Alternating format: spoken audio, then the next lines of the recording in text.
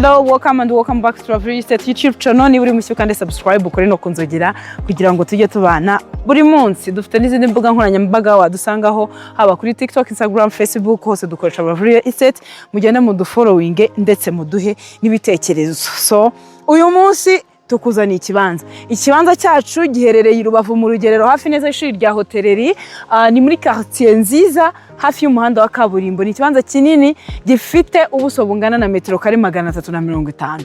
Ni hanini cyane, aho se mubona niho aha duhagaze ni mu kibanza cyacu. Zoning area ni R1, na ahantu heza bivuze ngo ushobora kubakamo kadasire yawe imeze neza cyangwa se ugakiramo ubundi bwoko bw'inzu ushaka kuko byemerewe. Na ahantu heza cyane rero turikwatangira $8,500,000.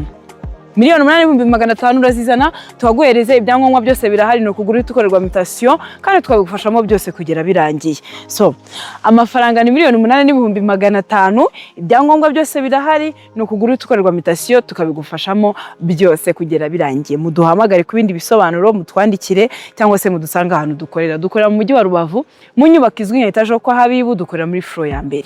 Rubavu Buy and Sell Limited ni company ya mbere yonyine yizewe mu kugura no kugurisha ibibanza n'amazu mu buryo bwiza kandi bwihuse. Tubafasha kugura ibibanza n'amazu ndetse no kubigurisha, tubafasha kubona amapartement yo kubamo by'igihe gito cyangwa se by'igihe kirekire, tubafasha no kuyamamaza. Dukorera mu ntara y'Iburengerazuba, especially mu karere ka Rubavu n'akarere ka Musanze, no mu nkengero z'akarere ka Rubavu hose turahakorera. Ushaka kugura inzu nziza, ikibanza cyiza kiri ahantu heza, ushaka kugura hafi y'amazi, turahari kugira ngo tugufashe, ndetse n'andi maservice yose utangwa na Real Estate turayatanga. Muduhamagare, mutwandikire, mudusanga ahantu dukorera, tubafashe. Rubavu Buy and Sell Limited, your trusted real estate partner, we're always here for you.